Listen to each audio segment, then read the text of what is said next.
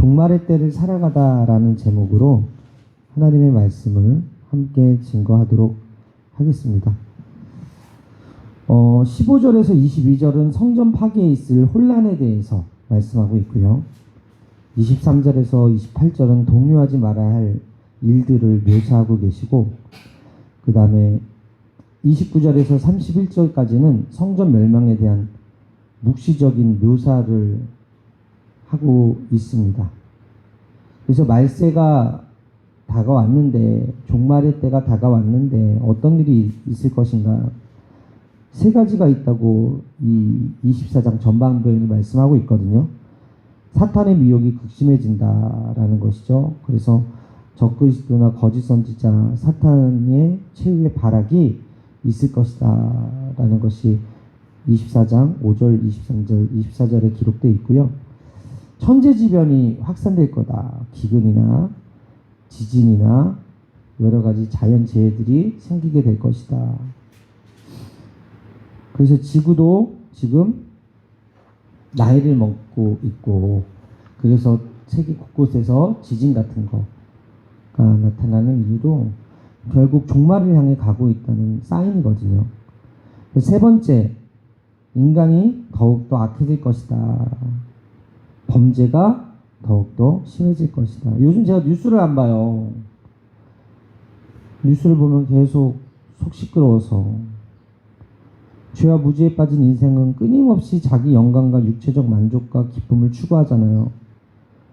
점점 물질 문명이 발달하고, 어저께 보니까 어떤 스마트폰에서 15개국의 영어, 일본어, 베트남어, 스페인어, 러시아어, 우크라이나어, 이런 언어들을 동시 통역해주는 그런 시스템을 개발했대요.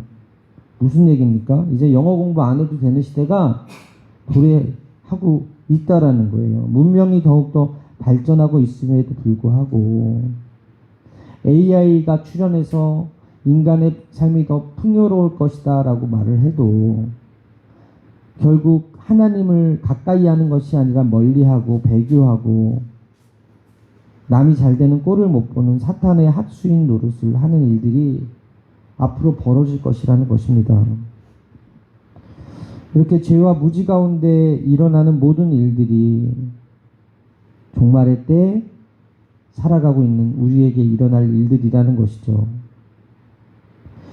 예수님은 성전 파괴 시기를 묻는 제자들의 그 질문에 대답을 하시고 유대 땅에서 일어날 일들을 알려주신 후에 그런 일이 있더라도 끝이 아니다라고 경고를 하셨어요.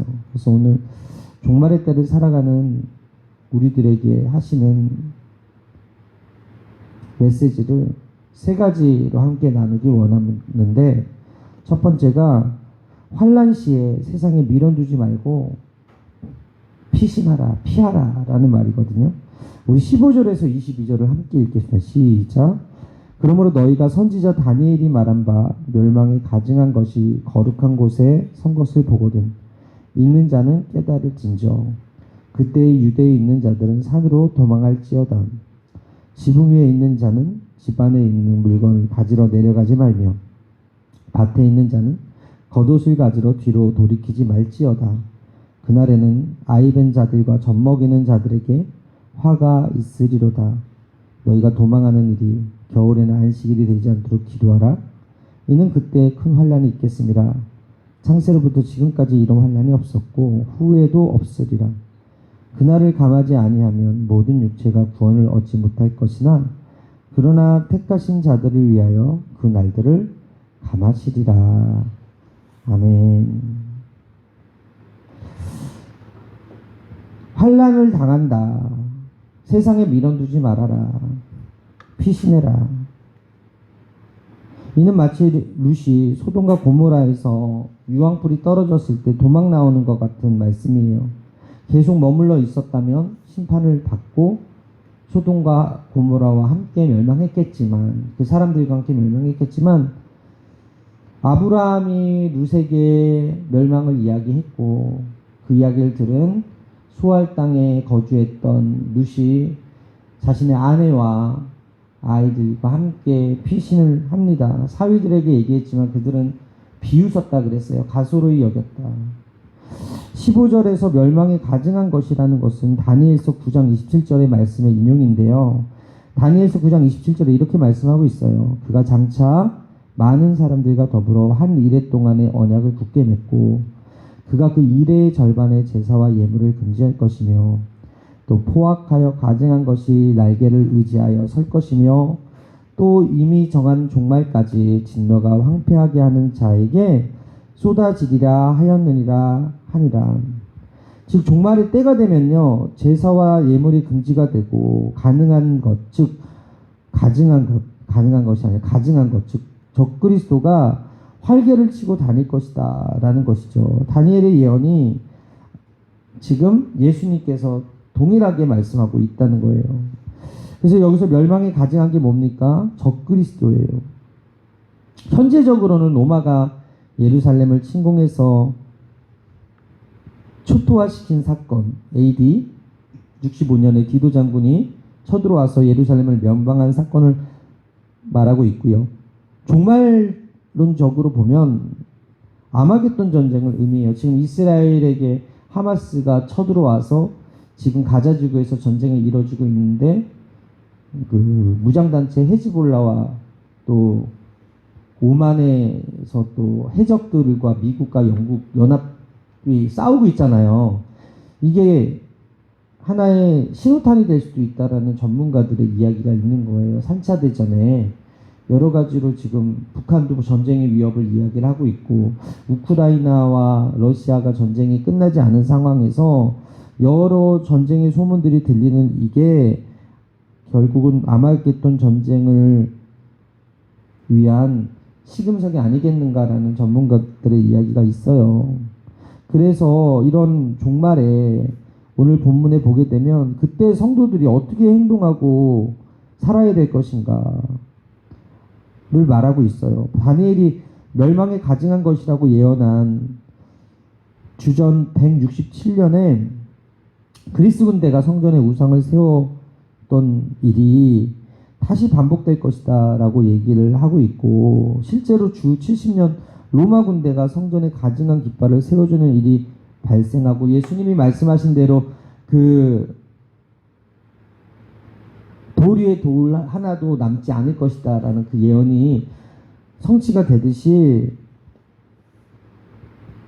이루어진다는 거예요. 그렇지만 이 성전의 종말이 도래한 그때를 세상의 종말로 간주해서는 안 된다라는 것이죠.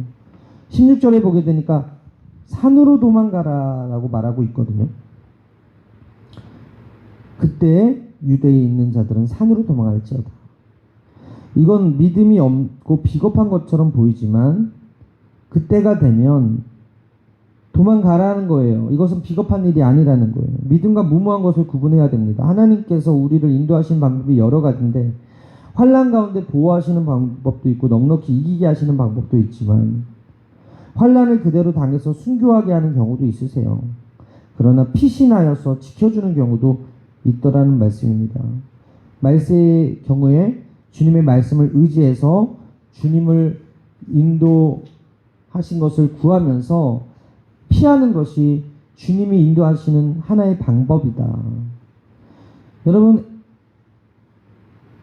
북이스라엘의 왕이었던 아합과 이세벨의 폭정으로 말미암아 이스라엘 백성들이 점점 우상 숭배 정도가 심해지고 하나님을 떠나고 그 땅이 하나님보다는 바알을 섬기고 아세라를 섬기는 그런 우상 숭배의 땅이 되니까 엘리야에게 하나님께서 말씀하시죠. 바알에게 가서 내가 말하기 전까지는 비가 내리지 않을 거다. 그 얘기를 들으니까 진짜 엘리야를 잡아 죽이려고 하는데 엘리야가 어디로 숨어요? 그리 시냇가로 가서 시내가 마를 때까지 숨고 사르밧 가부의 집에 가서 숨고 여러 가지 어려운 환경을 당하지만 엘리야는 바알 곁에 그 아합 옆에 있지 아니하고 아합과 이세벨의 그 폭정을 피해서 있더라. 마찬가지 우리가 마지막 때가 돼서 이런 일이 벌어진다면, 예언된 하나님의 그런 심판의 때가 된다면 머물지 말고 물러설 때 물러서면서 믿음을 지켜야 된다. 그게 끝이 없는가? 엘리야가 아니죠.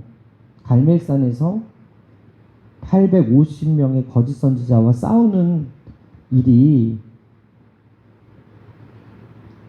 있게 되잖아요. 대결할 때 대결하고 싸울 땐 싸우되 피할 때는 피하는 지혜가 있어야 된다라는 거예요. 멸망에 가증한 것은 세상의 끝이 왔으니 결사항전하다가 성전과 함께 최후를 맞이하라는 징조가 아니라 예루살렘 밖으로 도망가라는 거예요. 겨울이기 때문에, 안식일이기 때문에, 임산부기 때문에 이동이 불편해도 멸망의 때 그리스도인들을 죽이려고 하고 교회를 무너뜨리려고 하고 하는 그런 상황이 되면 앞뒤 돌아보지 말고 탈출해야 된다. 실례로 여러분, 그 북한에서 공산당이 득세하는 동안에 남한으로 피한 사람들은 살았어요. 그리고 그들이 세운 교회가 우리나라의 영락교회, 부산에 있는 또 수영로교회 같은 그런 큰 교회들이 제가 알기로는 피난민들이 와서 교회를 세운 거거든요. 만약에 북한의 그리스도인들이 거기서 다 순교했다면 우리 남한이 제2의 예루살렘처럼 이렇게 교회가 많아지고 여의도 순복음교회 같은 큰 교회가 생겼겠는가? 아니라는 거예요. 북한의 악한 정권이 들어서서 공산당이 예수 믿는 사람들을 핍박하고 죽이려고 할 그때 어떤 일이 벌어졌어요? 순교하는 사람도 있었지만 도망간 사람도 있었다고요. 근데 도망간 사람들을 통해서 다시 복음의 씨앗이 뿌려져서 우리 대한민국 땅이 복받는 시금석이 되더라는 것이죠. 따라서 도망가는 것은 비겁한 게 아니다. 피할 때 피하더라도, 나설 때 나서더라도 마지막 때 이런 심판의 메시지가 선포되어지는 순간 우리가 무조건 순교자의 영성으로 이 교회를 지킬 것이다. 그게 아니라 룻이 알고 있었어요. 소돔과 고모라가 멸망한다. 근데 이 집을 내가 얼마 주고 샀는데, 이 마차를 내가 얼마 주고 샀는데, 나한테 얼마나 많은 재산이 있는데 난 못 가! 그러면 죽었던 건데, 그래서 그 메시지를 듣고서 성문 밖으로 도망 나왔잖아요. 그리고 살았잖아요. 마찬가지예요. 반드시 말세에 교회도 공격 대상이 되고 문을 닫는 일이 있을 것이고, 그럴 때 여기서 악한 정권과 싸워서 순교하는 사람도 있겠지만, 하나님은 사울이 이스라엘 백성들을 죽이려 할 때 유대인들이 극렬하게 그리스도인들을 잡아서 잔멸하려고 할 때 예루살렘과 온 유대와 사마리아 땅끝까지 이르러 내 복음이 증거해야 될 때 끝이 오겠다고 하신 그 말씀을 주셨기 때문에 그들은 예루살렘에만 머물지 않았고 사마리아로도 갔고 이방 땅으로도 흩어져서 복음을 편만하게 전할 수 있게 되었다라는 것입니다. 그렇기 때문에 우리는 무모하게 예루살렘에 머무르는 것이 아니라 이런 사인이 왔을 때는 피신할 수 있는 지혜도 있게 되기를 바랍니다. 여러분 한번 보세요. 급박한 상황에서 집안의 물건 챙기는 거, 그것은 아니죠. 왜? 룻이 다 챙겨나가지 않았다는 거죠. 17, 18절에 이렇게 말씀하고 있거든요. 우리 한가위 교회까지 시작. 지붕 위에 있는 자는 집안에 있는 물건을 가지러 내려가지 말며 밭에 있는 자는 겉옷을 가지러 뒤로 돌이키지 말지어다. 무슨 얘기입니까? 피신하라는 게 곧장 마치 멸망하는 소돔에서 도망가다가 미련 가지고 뒤돌아봐서 소금 기둥이 된 룻의 아내처럼 되지 말라는 거예요. 급박한 상황에서는요, 물건이 중요한 게 아니라 생명이 중요하죠. 이번에 일본에서 비행기 사고로 많은 사람이 죽을 뻔했는데 340명 가까이 되는 사람들이 살았어요. 알고 보니까 90초를 지켰대요. 승무원들이 잘 훈련된 결과예요. 또 하나가 뭘까요? 그들이 캐리어를 빼고 짐을 챙겼다면 다 죽었을걸? 근데 그들은 미련 갖지 않았어요. 생명이 중요하니까. 그 불타는 비행기에서 뛰어내리고 승무원의 말을 지시에 순종해서 다 살았어요. 이게 되게 영적인 통찰을 줘요. 불타는 비행기 안에서는요, 생명보다 중요한 게 없잖아요. 하나님의 불이, 심판의 불이 떨어지는 그때는요, 타는 집안에 있으면 안 된다는. 어저께 제 친구가 전화 왔어요. 또 어떤 목사님도 전화 왔어요. 횡성에 불났다고. 어떤 아파트에서 괜찮냐고. 근데 이제 우리 횡성읍의 아파트가 아니더라고. 다른 동네 아파트에 불이 났는데 나 횡성 산다고 나 괜찮냐고 전화 왔어요. 고맙더라고. 썩어지고 곧 불에 타서 없어질 세상의 것들을 멸망의 때, 심판의 불이 내릴 때는 그걸 아까워하지 말고 피신하라는 거예요. 종말의 때만이 아니라 일상생활에서도 그렇잖아요. 불나면 어떻게 해야 돼요? 생명이 중요하지 물건이 중요하지 않잖아요. 그런데 많은 사람들이 진짜 시급하고 중요한 그 영혼을 지키고 영혼을 살리고 영혼을 풍요롭게 하는 일에는 관심이 별로 없어요. 썩어지고 없어질 세상의 것에 미련을 두고 살아가요. 어리석죠. 여러분, 내일 종말이 온다고 한다면 스피노자는 사과나무를 심겠다 하지만 우리는 내일 종말이 온다면 오늘 그 종말을 기대하면서 천국 가기 위해서 기도해야 되겠죠. 근데 많은 사람들이 이 종말의 징조들이 나타나는데도 관심이 없어. 영혼에 관심이 없어. 천국 가는 일에. 이게 얼마나 안타까운지 모르겠습니다. 그렇기 때문에 세상에 기본적으로 필요한 것들도 관심을 갖고 살아야 되겠지만 영혼을 지키고 하나님의 말씀대로 살려고 노력하는 그런 사람들이 결국 승리하게 될 것이다. 저는 바라기는 여러분들이 그런 사람들이 되시기를 바랍니다. 19절에 보게 되니까 이런 말씀이 있죠. 함께 읽을까요? 시작.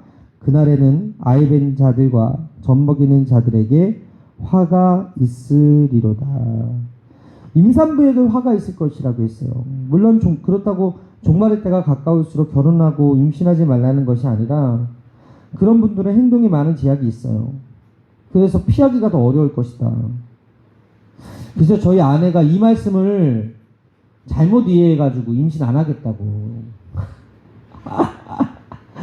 처녀 때 이제 저랑 결혼했잖아요. 근데 임산부에게 화가 있을 것이라는 이 말에 꽂혀가지고 이제 마지막 때가 됐는데 임산부에 화가 있다고 하는데 결혼하면 애를 낳아야 되잖아요. 근데 애를 안 낳을 것처럼 얘기하는 거예요. 그래서 아니다 그런 말씀이. 여러분, 결혼하고 나서 임신하지 말라는 것이 아니라 행동에 제약이 있어요. 그래서 다른 사람보다는 더 힘들어질 것이다라는 말이지 임신하지 말라는 말이 아니거든요. 그만큼 환난의 때 행동에 제약이 있는 사람들은 고통이 많을 거라는 의미예요. 그렇기 때문에 우리는 어떻게든지 더욱 온전한 믿음을 가지고 주님의 도우심을 덧입어서 지혜롭게 행동하고 환난을 잘 이겨내야 될 줄 믿습니다. 20절에 보게 되니까 함께 읽을까요? 시작. 너희가 도망하는 일이 겨울에나 안식일에 되지 않도록 기도하라. 이것도 19절과 비슷한 의미의 말씀이에요. 환난이 얼마나 힘들고 고통스러운 일인지 기억하면서 어찌하든지 환난의 때를 잘 견딜 수 있도록 기도해라 라는 것입니다. 사랑하는 여러분, 그렇습니다. 우린 정말 깨어 기도하면서 말씀을 묵상하고 믿음 위에 바로 서서 이 마지막 때, 종말의 때 절망하거나 낙심하지 말고 세상을 바라보면서 부러워하지 말고 하나님 말씀을 의지하면서 넉넉히 이겨야 됨을 믿으시게 되기를 바랍니다. 언제 종말이 임해오고 언제 세상의 끝이 닥치고 언제 하늘에서 심판의 불이 내려올지 모르고 언제 주님께서 구름 타고 오실지 모르지만 한계 속에 있는 이 세상, 죄와 무지 가운데 있는 인생들에게 반드시 일어날 일이라는 것입니다. 그렇기 때문에 우리에게 주어진 숙제가 무엇입니까? 따라합니다. 끝까지 믿음으로 승리합시다. 믿음을 버리면 안 된다는 거예요. 믿음이 없이는 하나님을 기쁘시게 하지 못하기 때문에 교회를 떠나면 믿음이 사라집니다. 말씀을 떠나면 믿음이 식어집니다. 하나님의 예배 공동체를 떠나는 순간에 세상의 것들이 잠시 당해요. 내 생각이. 그러면 타협하게 되거든요. 하나님 그거 기뻐하지 않으시죠.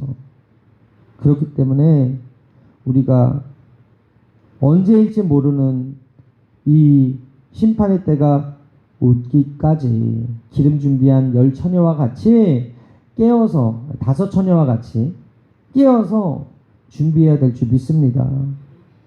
점점 세상은 불이 나면 어때요? 경고음이 울리잖아요. 여러분, 크리스마스 성탄절날 24일날 우리 모여서 함께 주일 예배 드리고 함께 식사 후에 1시 반부터 1시 20분부터 찬양하면서 성탄 축제를 했잖아요. 그때 갑자기 119에서 온 거예요. 한 6명이 불났다고. 아니, 우린 불이 네, 교회가 불났다고. 그래서 무슨 소리냐. 근데 경보기가 울리고 있더라고요. 그래서 우리 교회 영적으로 불이 났구나. 12월 24일 날 교회로 출동하는 소방관들이 생각이 어떻겠어요? 도대체 이 교회는 무슨 교회인데 불이 났나 했을 거 아니에요? 근데 1층부터 3층까지 다 점검해 보니까 불 난 게 없어. 불이 난 게 없다고. 이게 되게 웃기죠?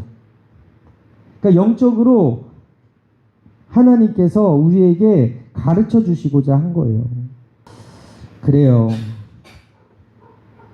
우리가 하나님께서 22절엔 또 뭐라고 얘기합니까? 21절에 이는 그때에 큰 환난이 있겠습니다. 창세로부터 지금까지 이런 환난이 없었고 후에도 없으리라. 그날들을 감하지 아니하면 모든 육체가 구원을 얻지 못할 것이나 그러나 택하신 자들을 위하여 그날들을 감하시리라. 한마디로 신실한 믿음의 사람들이 이길 수 있을 만큼만 허락된 시험이 될 것이다. 정말 완전한 믿음과 성령의 능력을 가진 사람이라면 불같은 시험에도 이길 수 있지만 솔직히 우리는 그렇지 못한 연약함이 있죠. 극한의 상황이 이르면 배교하기도 쉬워요. 그래서 일본 신사참배 한 사람들도 많고 공산당이 그렇게 압제할 때 투항하고 항복한 사람들, 십자가를 밟고 지나간 사람들, 배교한 사람들이 분명히 있어요. 왜냐하면 하나님은 안 보이지만 생명은 아깝거든. 죽기는 싫었거든.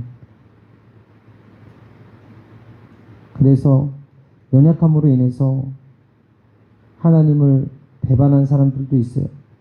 그래서 하나님께서 우리에게 진짜 원하시는 게 뭡니까? 우리를 배려하셔서 기간도 견딜 수 있도록 견딜 만큼 허락하시고 고통도 견딜 만큼 허락하신다는 사실입니다. 지금도 그래요. 세상 강야와 같고 우리는 아직도 죄와 무지 가운데 있어요. 그래서 세상의 소식들이 힘들고 그리고 세상의 법들이 점점 제약이 생겨서 어려울 수도 있어요. 그러나 정말 주님을 믿고 의지하는 사람들은 분명히 하나님께서 도우신다고 말씀하시고 인도하신다고 말씀하시고 이기게 하신다는 것이죠. 룻도 아브라함이라는 믿음의 동역자가 있었기 때문에 그 멸망에서 소돔과 고모라의 그 유황불이 떨어지는 현장에서 살아나게 됐고, 노아도 그 악한 죄악이 관영한 세상 가운데서 당대의 의인이었기 때문에 하나님께서 그를 택정하시고 그를 통해서 그의 아내도 살고 그의 자식들도 살고 그의 며느리들도 살았잖아요. 마찬가지로 하나님께서 우리에게 정말 원하시는 것이 무엇입니까? 살리시는 분이 하나님이시다. 우리를 죽이시려는 분이 아니시다. 그래서 먼저 말씀을 주신다. 오늘 이 아침에 하나님께서 우리에게 종말의 때 어떻게 살아야 되는가, 반드시 심판이 있을 것이고 세상에 하나님께서 나타날 일들이 있을 것이지만 그것에서 미련두고 머무는 것이 아니라 그것을 떠나라는, 죄의 자리를 떠나고 하나님 기뻐하지 아니하는 것을 떠나고, 그리고 악한 자들의 괴계에 타협하지 말고 떠나라. 그래서 고린도전서 10장 13절에 감당할 수 있대요. 사람이 감당할 시험밖에는 너희가 당할 것이 없나니 오직 하나님이 미쁘사 너희가 감당하지 못할 시험당을 허락하지 아니하시고 시험당할 즈음에 또한 피할 길을 내사 너희로 능히 감당하게 하시니라. 여러분, 종말의 때만이 아니라 세상에 사는 동안에 혹시 힘들고 어려운 일이 있어도 너무 걱정하지 마시고 하나님이 넉넉히 이기게 하시기 위해서 말씀을 주시니까 예배의 자리 떠나지 마시고, 또 우리에게 언제나 읽을 수 있는 이 성경책을 주셨으니까 이 말씀을 읽고 보고 묵상해서 기도함으로 인해서 믿음 위에 굳게 서서 주님과 동행하고 승리하는 인생들 살게 되시기를 주님의 이름으로 축원합니다. 축원합니다. 기도하시겠습니다. 하나님 감사합니다. 귀한 말씀 주신 거 감사합니다. 말씀의 거울 앞에서 우리가 다시 한번 종말의 때를 생각할 수 있도록 은혜 주신 것을 감사합니다. 세상 모든 민족이 구원 얻기까지 쉬지 않으신 신실하신 주님, 다시 오시는 그날에 우리가 세상의 시험과 어려움을 당하더라도 끝까지 믿음을 지켜서 하나님께 기쁨이 되어지는 인생 되어지게 주님 인도하여 주옵소서. 감사드리며 이 모든 말씀 살아계신 예수님의 이름으로 축복하며 기도합니다. 아멘.